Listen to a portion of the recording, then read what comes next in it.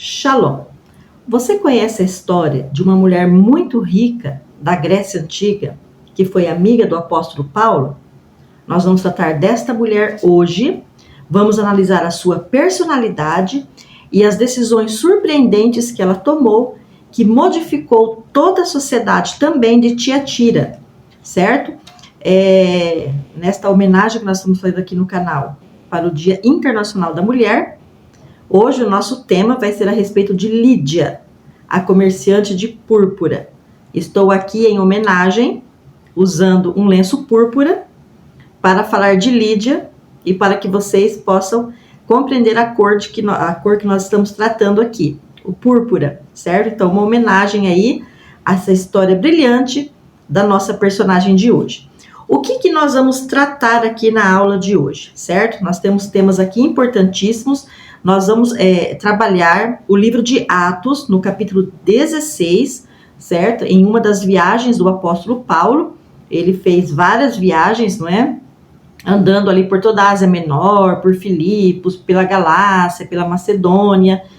E numa dessas voltas, dessa viagem, da qual ele já havia participado, aquele trecho, ele volta então para a cidade de Filipos. E lá, então, ele vai encontrar uma mulher chamada Lídia, originária da cidade de Tiatira, certo? Vamos lá. Bom, nós vamos tratar aqui 3 tópicos bastante importantes, tá? E no terceiro tópico, nós vamos dar uma ênfase um pouco maior. Então, no primeiro tópico, eu quero tratar para vocês a importância da púrpura no período antigo e o seu significado espiritual, certo? Quando surge a púrpura, para o que ela serve e quando ela foi usada. Também no tópico 2, nós vamos tratar sobre a mente visionária de uma mulher em comandar um negócio que era para poucos. No terceiro tópico, eu vou tratar sobre a conexão que Lídia sentiu com o apóstolo Paulo ao se deparar com ele e que a levou também a tomar decisões surpreendentes.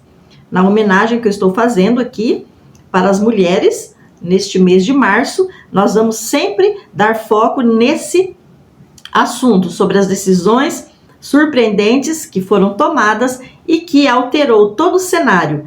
E não só a vida da pessoa, mas também todo o cenário no qual ela estava inserida. E Lídia, nós temos aqui uma espetacular história e muito do que aprender com essa personagem fabulosa que entrou para a história, não só da Bíblia, mas para a história do mundo, certo? E neste momento da vida de Lídia, onde ela toma decisões surpreendentes, quais foram essas decisões? Nós temos aqui 3 grandes decisões que eu quero tratar com vocês. A primeira grande decisão de Lídia não foi só o reconhecimento do ministério do apóstolo Paulo, mas a rápida decisão que ela tomou de se inserir neste ministério. A sua mente visionária para os negócios também prevaleceu para a questão do ministério, certo? A segunda grande decisão que ela tomou foi quando ela incluiu o apóstolo Paulo também na sua sociedade grega, tá? Ela abriu portas para o apóstolo Paulo, mas por tudo isso que Lídia fez por ele, ela soube respeitar a cultura e os costumes judaicos que faziam parte da vida do apóstolo Paulo, porque ele era um homem judeu, ok? E na terceira grande decisão, foi ela quem agiu para implantar a primeira comunidade messiânica, certo? Na cidade de Tiatira, ok? Inclusive tem menção de Tiatira lá no livro de Apocalipse, no capítulo 2, que nós vamos encerrar a aula tratando disso aqui também, certo?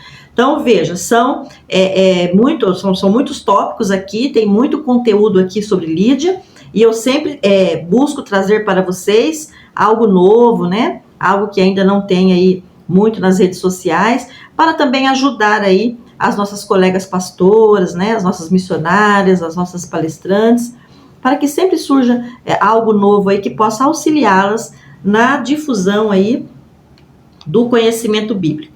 Então, vamos começar aqui. No final do estudo, o que nós vamos também aprender aqui com Lídia, tá? Muita coisa. Vamos então agora para a análise dos nossos tópicos. Eu vou aqui fazendo os apontamentos com vocês, certo? Com bastante devagar, ok? Vou tratar aqui sempre um pouquinho do contexto histórico. Vocês, para quem me segue, sabe que eu gosto de dar brevemente um contexto histórico para situar as colegas aí, os colegas que estão me assistindo, para que possam entender o contexto, porque nem todos, né, dominam aí, às vezes, o período mais antigo da Bíblia. E para quem está chegando no canal, para quem não me conhece, muito prazer, sejam todos muito bem-vindos. Eu sou a professora Cássia Pereira e o nosso canal é um canal voltado para a restauração. Aqui nós ensinamos Bíblia e buscamos transformar mentalidades para que possam receber muito mais do reino de Deus e contribuir para a nossa sociedade, não é, que anda tão necessitada do conhecimento de Deus, certo?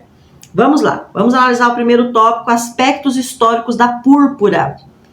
Bom, os primeiros registros que nós temos sobre o desenvolvimento desta cor, não é, deste pigmento, deste corante, na verdade, surgiu com os fenícios há mais de 3.500 anos atrás, certo?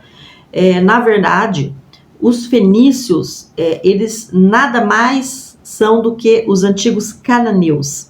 Os cananeus, sim, que foram terríveis inimigos de Israel, no tempo também de Josué, certo? Bom, os fenícios era uma sociedade que vivia, né, litorânea, então dominavam muito a navegação, dominavam muito o comércio, certo? Era extremamente desenvolvida a sociedade fenícia, e o termo fenício vem do grego, tá? Foi a sociedade grega que colocou o nome de fenícios, tá? Nesse pessoal. Bom, então veja bem, porque hoje nós podemos até entender por que na aula de Débora, quando eu falei que Israel teve as tribos que desobedeceram, não expulsaram totalmente a sociedade. Por quê? Porque na verdade eles se deparam, Israel era tribal, né? Então quando eles se deparam com uma sociedade que possuía um grande desenvolvimento já para o período, eles também quiseram se associar, não é, fazer as vezes aí e obter aí o conhecimento que tinha na época. No entanto, a sociedade fenícia, o que acontece? Ela era uma sociedade muito idólatra, era uma sociedade com muita imoralidade sexual, e também o mais grave da sociedade fenícia é que ela, não, além de adorar o deus Baal e o deus Astarote, ela fazia sacrifícios humanos. Então a história conta que milhares, não é, de crianças num dia só foram assassinadas em oferendas para o deus Baal e deus Astarote com o consentimento das mães. Então foram por causa desses aspectos, tá, que Deus acabou reprovando a sociedade fenícia naquele tempo, ok? Então muito assassinato porque Deus, o Deus que habita nos céus, ele não aceita sacrifício humano, né?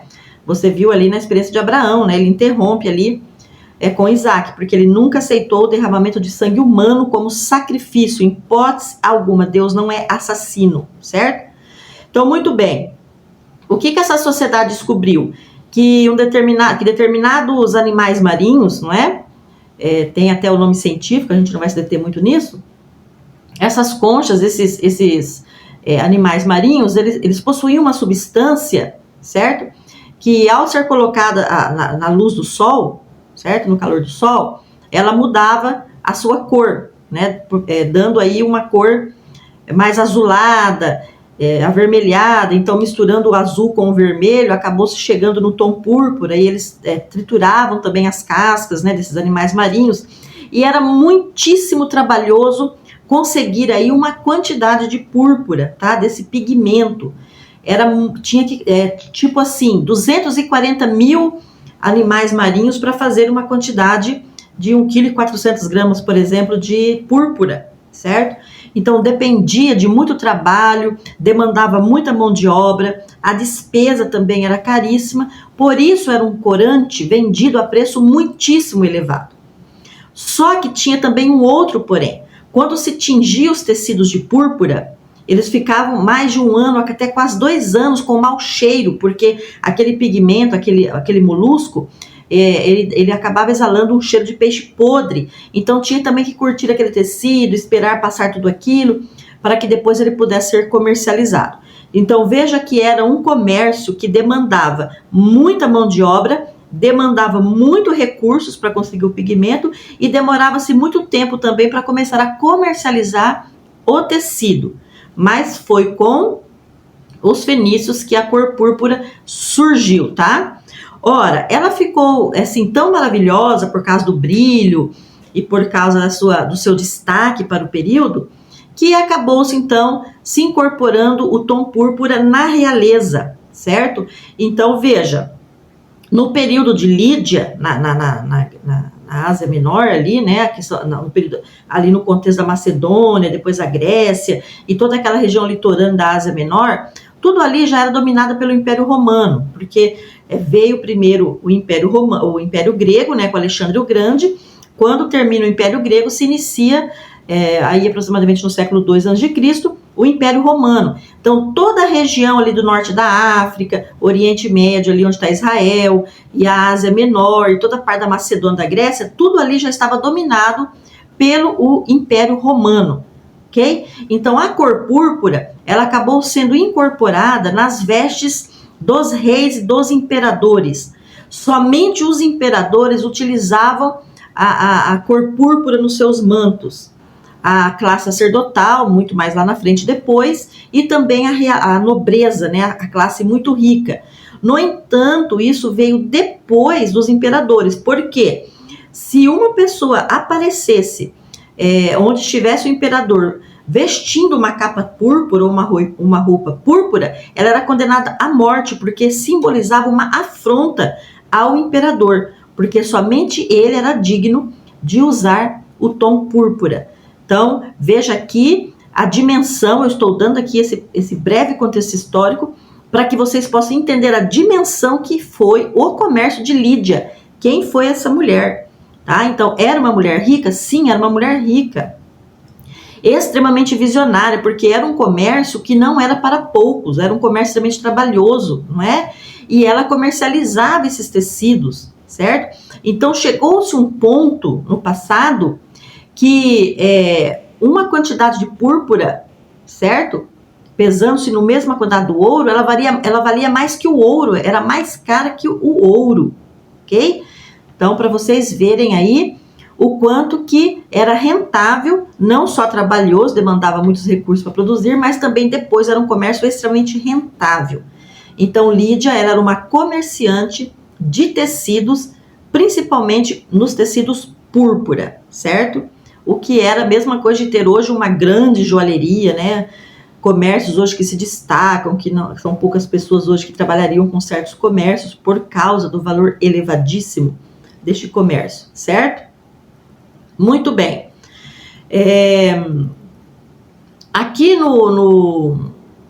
finalizando esse contexto histórico aqui, os cananeus, né, os antigos fenícios, que na verdade eram os cananeus, eles foram contemporâneos, sim, do povo de Israel, certo? Da sociedade. Então, quando chegou-se no período de Paulo, evidentemente Paulo tinha total conhecimento do tecido púrpura, da cor púrpura, tá? Até porque também, lá nós vamos ver aqui, foi uma das cores dos tecidos que cobriram o tabernáculo no deserto construído por Moisés, certo? Muito bem. Trazendo a cor púrpura para o sentido espiritual, que agora eu estava falando apenas do comércio, tá? No sentido espiritual, quando se construiu o tabernáculo no deserto, quando Deus deu as medidas e Moisés construiu, certo? Levantou-se o tabernáculo, nós tínhamos ali colocado sobre o tabernáculo o tom carmesim, não é? Que era o vermelho, o tom azul e o tom púrpura, os incensos, o linho puro, as peles de texugo, tudo aquilo tinha uma simbologia. E eu trouxe aqui até um comentário que o púrpura, né, ou o roxo, ele nos remete à realeza, à cor do rei. Então, esta cor púrpura, também no livro de Mateus, que vai tratar de Yeshua, de Jesus como o Rei dos Reis, a cor púrpura, tá? Também nos remete a pessoa de Yeshua. Então, quando ela foi colocada em cima do tabernáculo, era uma sombra, todo o tabernáculo foi construído simbolizando a pessoa de Jesus que viria. Então, a cor púrpura, que simbolizava a realeza, o rei dos reis, né, o imperador, que era o rei dos reis, porque nós tínhamos o imperador, depois os reis, não é? Então, Yeshua, que simboliza todo o império, o rei dos reis. Então, ali a púrpura estava sobre o tabernáculo, nos remetendo a Yeshua. Então, veja, quando algo acontece lá no futuro, né, com Paulo, quando esta mulher é levantada por Deus, ela não foi levantada por qualquer motivo. Então, eu sempre digo assim, as pessoas improváveis para os homens, mas não para Deus. Então, quando a personalidade, o talento e o espírito desta mulher se voltou para o comércio da púrpura, ora, algo espiritual já havia ali sobre ela, da parte de Deus, porque ela estava manejando algo que remetia à importância daquele que é o Rei dos Reis. Veja então aqui a grandeza, né? Então Lídia não apareceu por nada, não nasceu por nada. Lídia, ela vem num contexto totalmente planejado pelo Rei dos Reis para honrá-lo também no ministério apostólico, certo? Lá na frente. A cor púrpura também foi usada por Davi, certo? Quando ele começou a preparar tudo aquilo para que Salomão construísse o templo. A Bíblia nos relata, ali, salvo engano, acho que em Cantares, que Salomão tinha uma carruagem, os pilares, ele era toda de cedro, né? O cedro era caríssimo, ele levava mais de 2.000 anos para se deteriorar. Então, os cedros que Salomão importou do Líbano, ele construiu carruagens reais de cedro. Depois, todo o piso da carruagem era revestido de ouro, e os assentos, os bancos das carruagens de Salomão eram revestidos de púrpura. Então, tudo que existiu também em Salomão remetia a Yeshua, era um símbolo da grandeza de Yeshua, tá?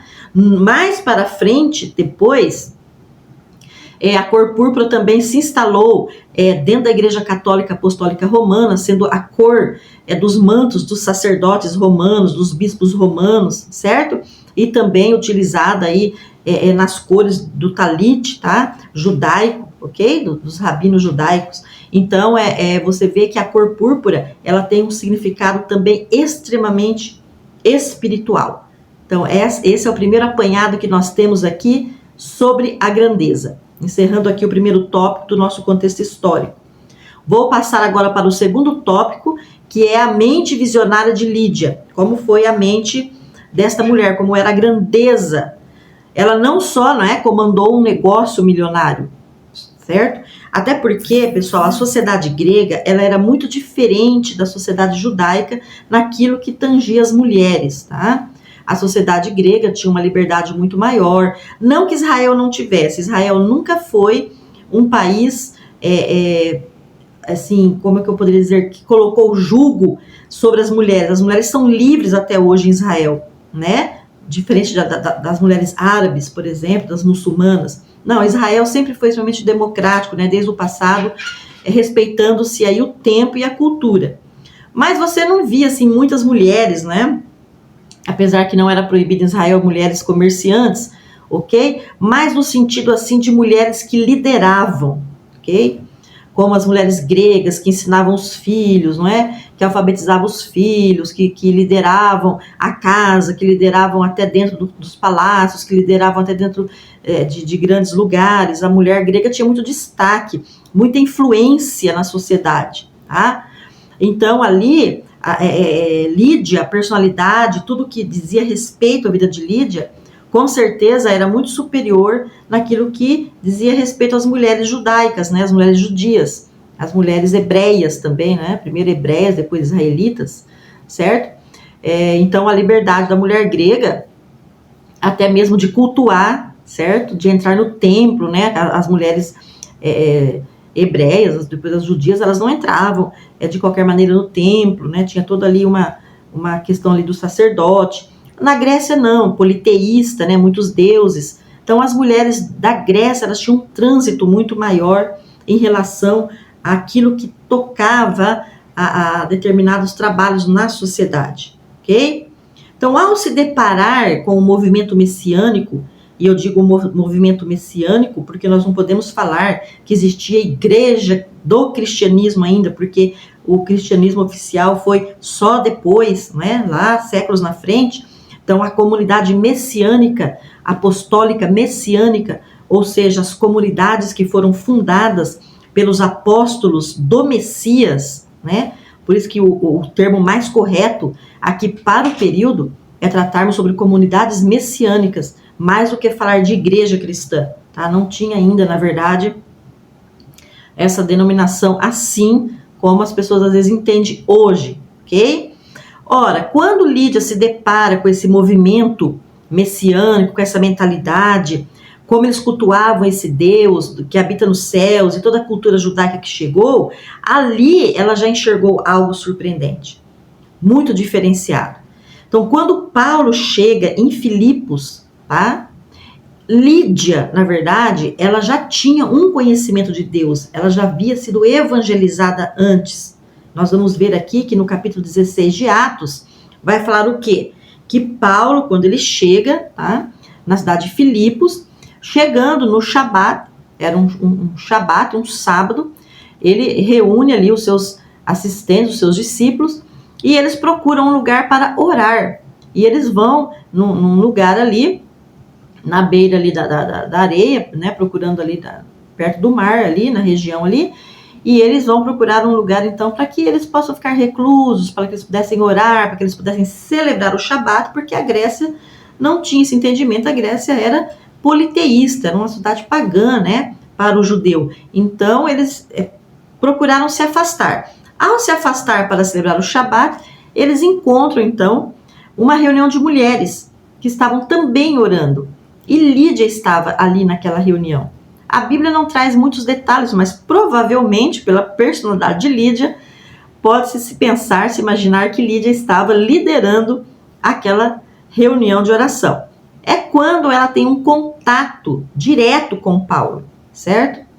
E ali ela conhece a mente brilhante deste apóstolo, até porque ela também possuía uma mente brilhante, e ao se deparar com o apóstolo, o que ela sente? Uma imediata conexão de mentalidade.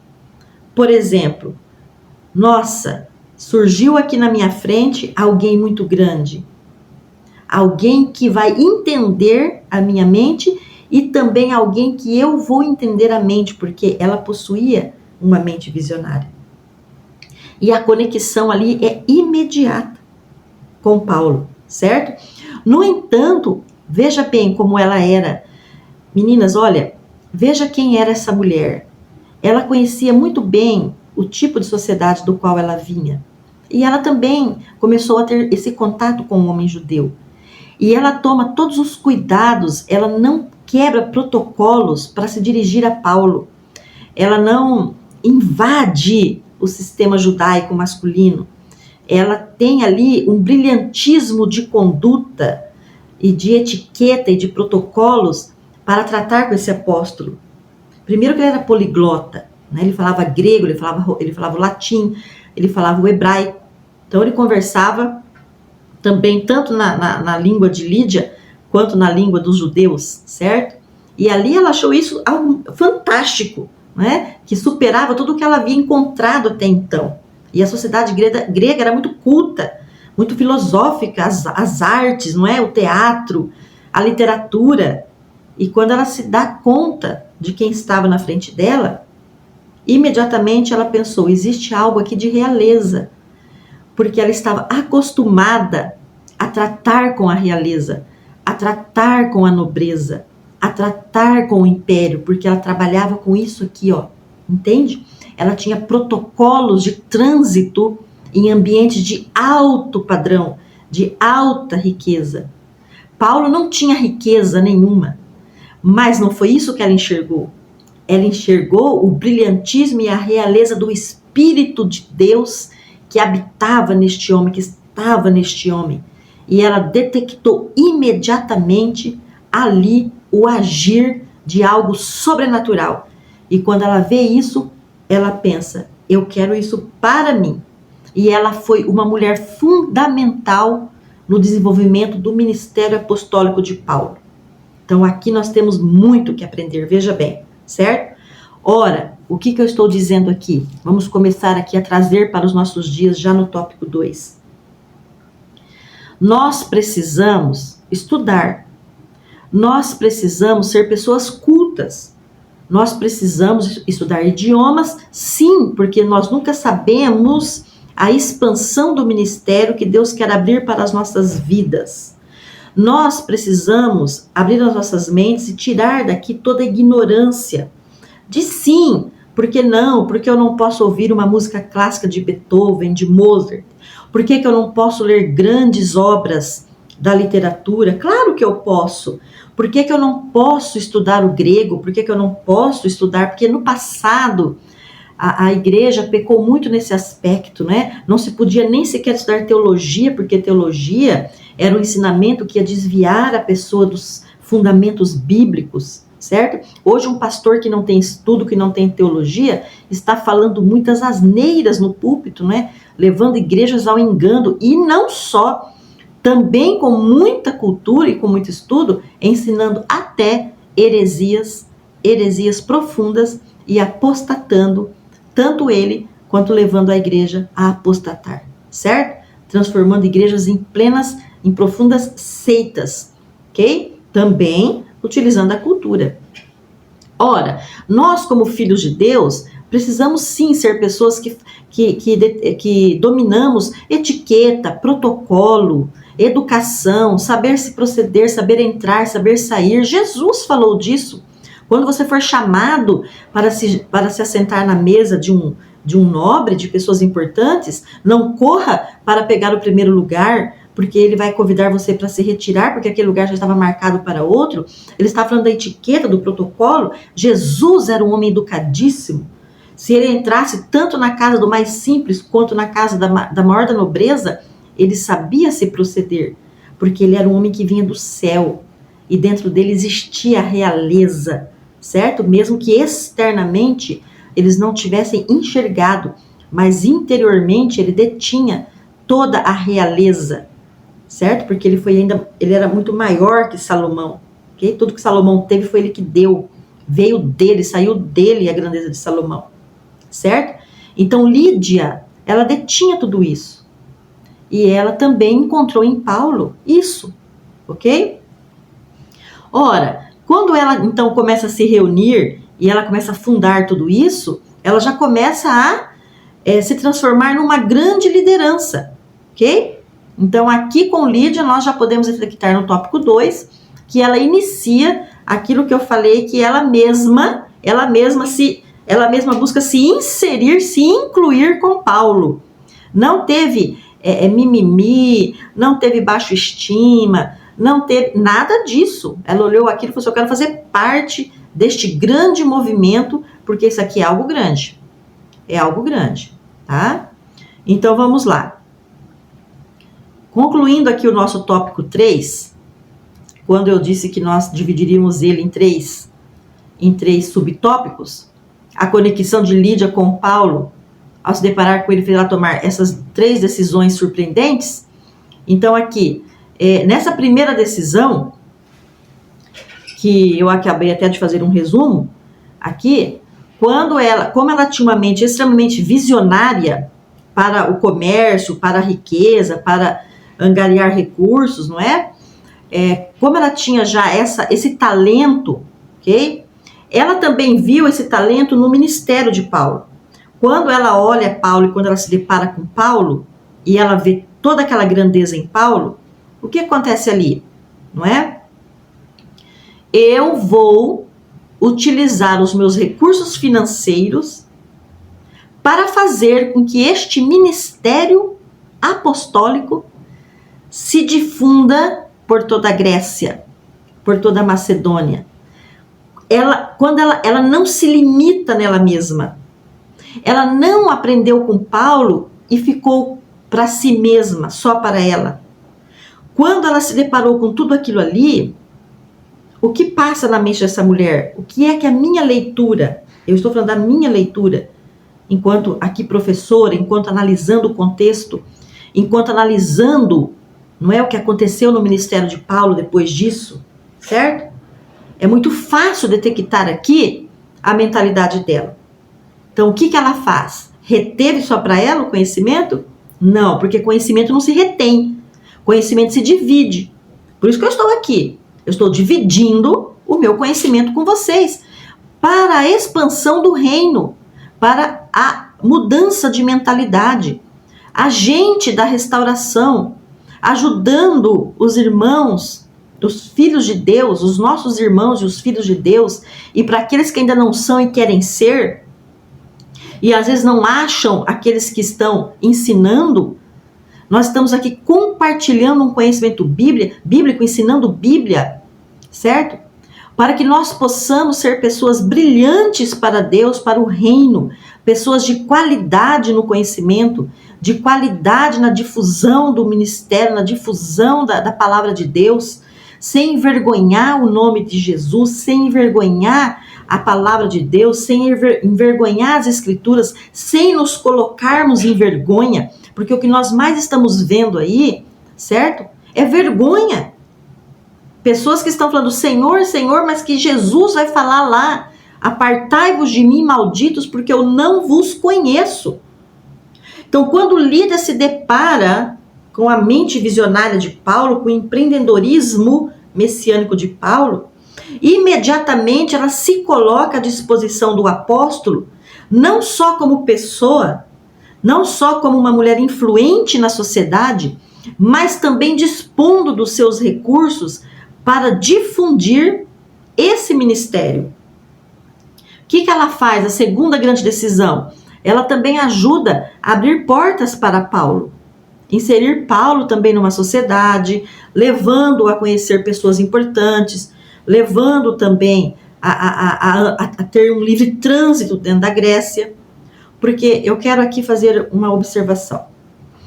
O apóstolo Paulo, ele foi extremamente diferenciado em suas viagens. Por que ele foi o apóstolo que mais viajou e mais transitou por toda aquela região, naquele período do Império Romano? Porque Paulo tinha cidadania romana. Paulo era filho de uma judia, mas segundo a história, entende-se que o pai dele era um romano, um militar destacado, certo? Para trabalhar para o Império Romano. Então veja, por conta disso ele tinha dupla cidadania.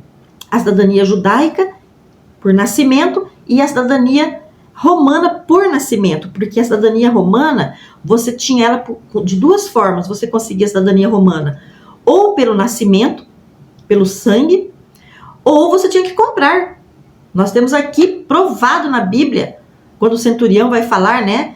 A minha cidadania romana, eu a tenho porque eu a comprei, mas você a tem por nascimento.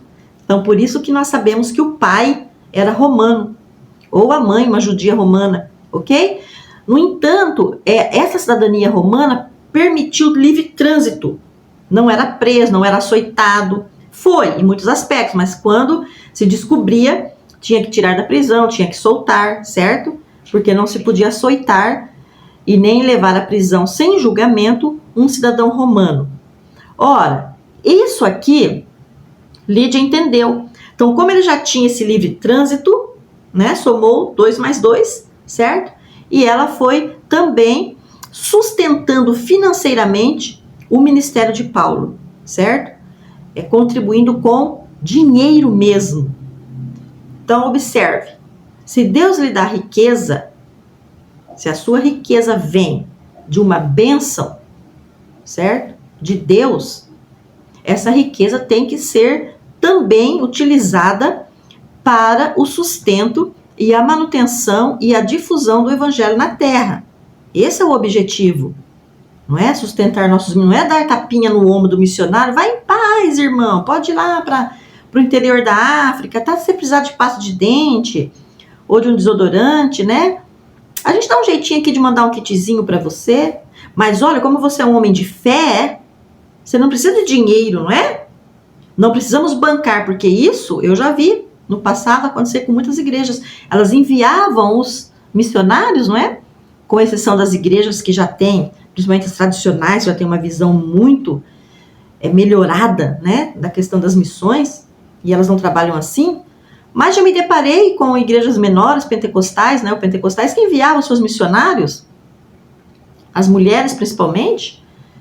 E como você tem muita fé, você ore, viu? Porque Deus vai mandar recursos para você. Inclusive, quando você orar pedindo recursos, Deus vai até melhorar a sua fé, aprofundar a sua fé, não é?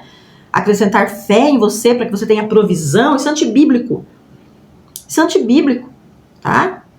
Então, o nosso dinheiro, a nossa riqueza, o nosso conhecimento, ele tem que ser utilizado para as obras sociais, para ajudar a viúva, para ajudar o órfão, para ajudar o desempregado que está na igreja, entendeu? Por isso nossos dízimos e as nossas ofertas são para isso, para o sustento do ministério, certo? Não é para famílias que criam ministérios ficarem podres de ricas e andar de avião, não é para isso, não. Quiser andar de avião, anda, vai lá no aeroporto e sobe no avião e vai embora, ok?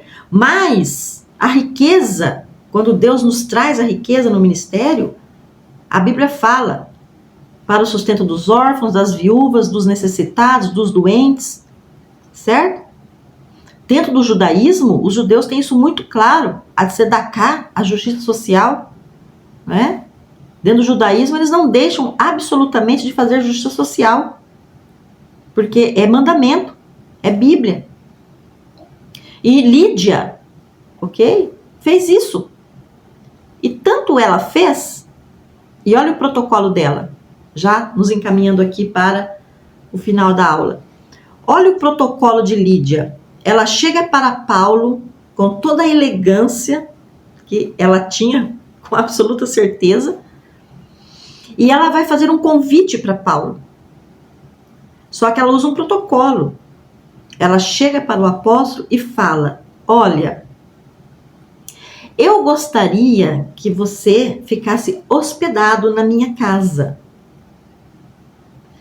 Aparentemente, acredito que houve uma resistência, porque a Bíblia diz que ela insistiu bastante para que ele aceitasse o convite. Por quê? O que eu, professora Cássia, entendo disso daqui? Por que ela abordou desta maneira? Porque ela vai usar a seguinte frase: se a minha casa for respeitável o suficiente para que você entre nela, eu gostaria que você e os seus discípulos ficassem hospedados comigo. E ele então, ali a Bíblia não narra com detalhes, mas como ele aceita o convite, o que ela estava dizendo para ele? Se a minha casa for respeitável o suficiente para você. Ela era uma mulher rica, gente, da nobreza. Precisava abaixar-se neste nível para falar isso para um homem que viajava debaixo de provisão, pouca provisão, muitas vezes sem nenhuma provisão. Que veio falar que quando ele não tinha provisão das comunidades, ele ia fazer tendas para vender. Porque ele fala: eu não fui pesado para ninguém, né? Quando ela fala isso, é por causa do politeísmo grego.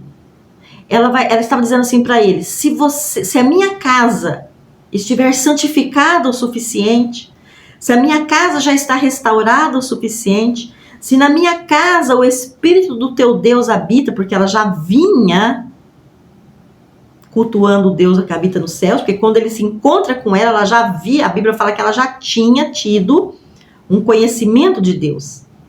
Então ela vai falar isso para ele: se a minha casa está restaurada ao ponto de você entrar dentro dela, você que é um homem santo, se a minha casa estiver apta para receber você, se não tiver nada ali que se opõe ao Espírito Santo que habita em você, se eu já estou preparada para isso, eu quero que você entre na minha casa.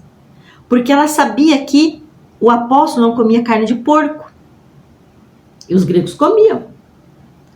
Ela sabia que eles não bebiam certas bebidas fortes. E o grego bebia. Ela sabia que os apóstolos não aderiam à filosofia grega. E a Grécia era filosófica. Ela conhecia todo o sistema do panteão grego. E ele era um homem monoteísta que adorava um Deus único. Ela conhecia a sociedade dela e a dele. Por isso ela vai falar assim: se a minha casa Gente, olha que mulher que olha para aquele homem que não tinha financeiramente nada, e ela tinha tudo. Mas se a minha casa estiver abençoada o suficiente para receber tal homem como você, eu gostaria de lhe hospedar, de lhe dar uma boa cama, um bom banho, boas roupas, boa comida, boa coalhada, um bom cordeiro assado, para que você descanse, para que você aproveite os meus mimos que eu quero lhe dar, para que você aproveite do melhor dessa terra, para que você aproveite da minha riqueza, para que você coma das nossas frutas, dos nossos pães. Entende? Era isso que ela estava oferecendo. Um período de descanso, de regalia, de mimo. E ele aceitou. Ele aceitou. E a partir daquele momento, ela vai passar, então, por um segundo processo de ensinamento e de restauração diretamente com o apóstolo Paulo. E isso resulta num fruto muito grande. A implantação da comunidade messiânica, ou se você quiser, a comunidade cristã, né? Que também Cristo no grego significa discípulos do Messias, comunidade messiânica, comunidade dos discípulos de Yeshua, ou comunidade cristã, comunidade Cristo, a comunidade dos discípulos do Messias em grego. Tá? As duas traduções, certo? Então, ali ela fica responsável para ajudar, para atuar na comunidade de Tiatira. E ali inicia-se um grande ministério no período de Lídia. E Paulo vai ter muito trabalho para instruir as mulheres gregas. Porque as mulheres gregas eram mandonas, eram chefes, entende? Era diferente da comunidade judaica. E ele vai ter muito trabalho também para instruir as mulheres, principalmente na igreja de Corinto. Ele vai falar que as mulheres não poderiam falar na igreja. Não é que se proibia a mulher de falar, é que elas ultrapassavam a linha e passavam por cima do líder que ele deixava para encabeçar, o sacerdote que ele deixava ali para encabeçar. Então ele teve trabalho também para instruir a comunidade grega. E assim como os gregos também sofreram para entender a visão judaica, não é? Mas Paulo possuía essa habilidade de trânsito para transitar nas duas culturas e também na romana, certo? Assim como Lídia, tá? E depois, finalizando a nossa aula, certo? Lá em Apocalipse, no capítulo 2, a partir do verso 18 ali, a quarta igreja, né? São sete igrejas do Apocalipse, e o anjo do Senhor vem e lê as 7 cartas, uma para cada igreja. Tiatira vai ser a quarta, a leitura da quarta carta para a igreja de Tiatira. E ele vai falar algo aqui surpreendente sobre a igreja de Tiatira. Ele vai chamar a atenção, lógico, porque depois, e Apocalipse nós já estamos falando agora nos tempos atuais, e Tiatira no passado, hoje você pode falar em Turquia, pode se pensar em Turquia, tá? Ele vai falar o quê? Que entrou agora, vai entrar, né? Começa a atuar o espírito de Jezabel, certo? Que é um espírito de autoritarismo. O espírito de Jezabel, que é o espírito que atua contra os líderes. E Jezabel não está só sobre a mulher, está sobre o homem. O espírito de Jezabel atua sobre mulher, sobre homem. Porque o espírito de Jezabel é um espírito de anticristo, opositor à difusão do evangelho. Ela se opõe à prática do evangelho. Jezabel se opõe, certo? Para a expansão da fé do Deus que habita nos céus. Ok? Então veja, ele vai fazer um comentário assim. No começo de Tiatira, e ao anjo da igreja de Tiatira escreve: isto diz o Filho de Deus, eu estou aqui no capítulo 2, verso 18 do Apocalipse, que tem seus olhos como chama de fogo e os pés semelhantes ao latrão reluzente. Eu conheço as tuas obras, e amor, e serviço, e fé, e a tua paciência, e que as tuas últimas obras são mais do que as primeiras. Então veja, as primeiras lá com Paulo e Lídia, e ele faz um elogio dizendo, hoje, depois, com o passar dos séculos, se tornou ainda maior a igreja, e as obras e tudo mais. No entanto, algumas coisas, poucas coisas, eu tenho contra ti. Poucas coisas eu tenho contra ti. Porque você deixou Jezabel, a mulher que se diz profetiza, ensinar e enganar os meus servos para que forniquem e comam dos sacrifícios da idolatria. Quando fala em mulher aqui, a profetisa, não está falando necessariamente de gênero, de uma mulher. Está falando de uma igreja, tá? A igreja jezabélica, ok? A igreja jezabélica que desvirtua agora tudo que foi Tiatira e implanta o sistema satânico dela, ensinando a apostasia, ensinando a idolatria, ensinando os maus costumes que tinha antigamente, certo? E ele vai falar o quê? Mas e dele tempo para que se arrependesse da sua fornicação e não se arrependeu. Que fornicação que ele está falando aqui? A fornicação espiritual, um adultério espiritual. Você deixou de me seguir, de me cultuar para voltar a cultuar outro Deus que impera agora, não é? Vocês estão me entendendo? Outro Deus que se impera aí agora, numa grande religião, numa idolatria aí que não vem de Deus, não é? E ele fala aqui o quê? Eu vou colocar você enferma, vou colocar você numa cama, certo? Vou destruir as suas obras para que você possa sarar. E ele fala aqui, e aqueles, no entanto, que ainda mantêm a minha doutrina e não conheceram as profundezas de Satanás, que não se envolveram com Satanás, o rebento, o remanescente, que ainda vai permanecer ali, que não vai se contaminar nos últimos tempos. Ele fala aqui, este aqui, carga sobre vós não porei mais.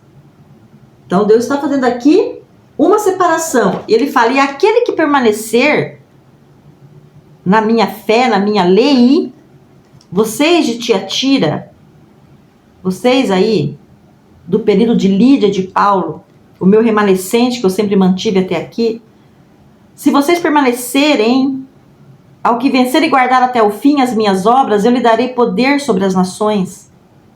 E com vara de ferro as regerá e serão quebradas como vasos de oleiro, como também recebi de meu Pai. Veja, Yeshua falando aqui.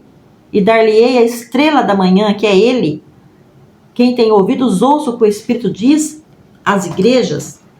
Então, concluindo aqui, o grande momento de Paulo e Lídia, séculos e séculos de um grande mover, de uma grande igreja, nos fins dos tempos, uma queda desta igreja, porque ela volta a se enlamear na lama dos porcos, que é a idolatria.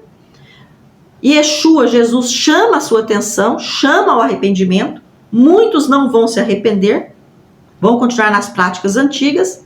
No entanto, uma quantidade ali, remanescente, eleita, que vai se manter, que não vai se compactuar com Satanás. Sobre estes, Yeshua não vai trazer julgo nenhum.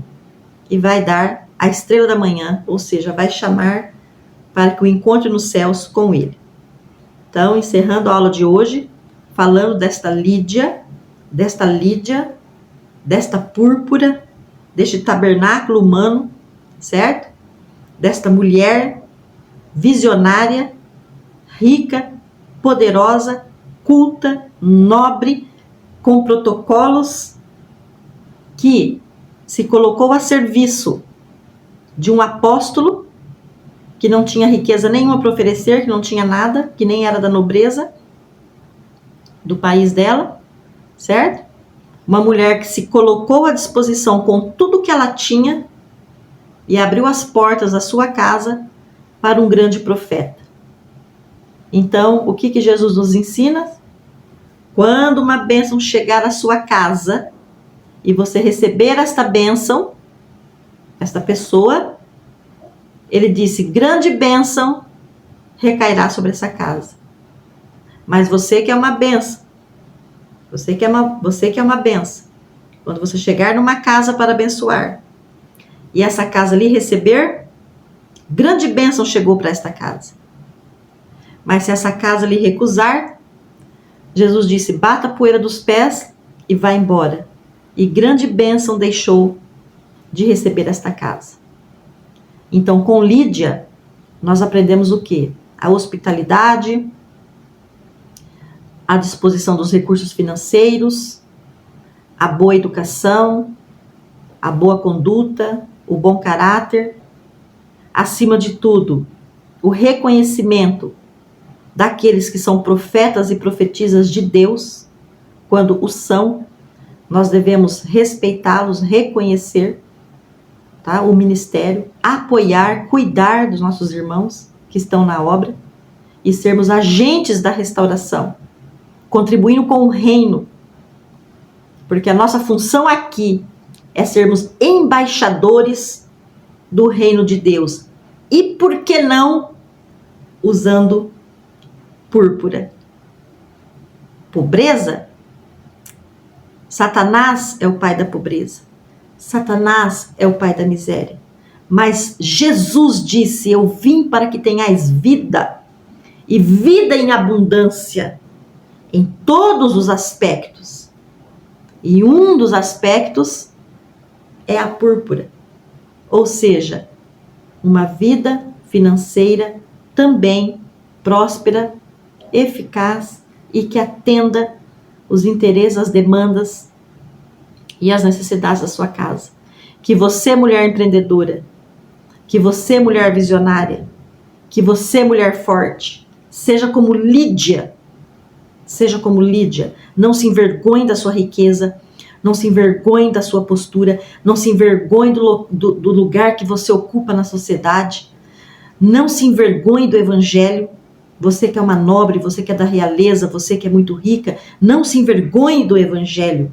Seja como Lídia, coloque sobre os seus ombros o espírito da púrpura, o significado espiritual da púrpura, e seja uma pessoa disposta, benevolente e que acuda as viúvas de Yeshua, os órfãos de Yeshua, com a sua empresa, com o seu comércio, com o seu dinheiro.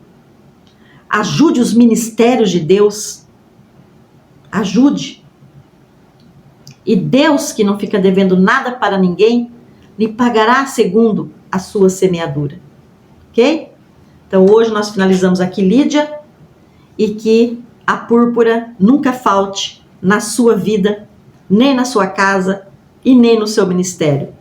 Shalom. Se você gostou da aula, deixe o seu like para que outras pessoas, para que o YouTube entenda que a aula, que o conteúdo é relevante e possa levar para mais pessoas e que nós formemos aqui uma grande corrente, certo? Na difusão da palavra de Deus. Shalom para você, até o nosso próximo encontro e até a nossa próxima grande personagem, se Deus quiser.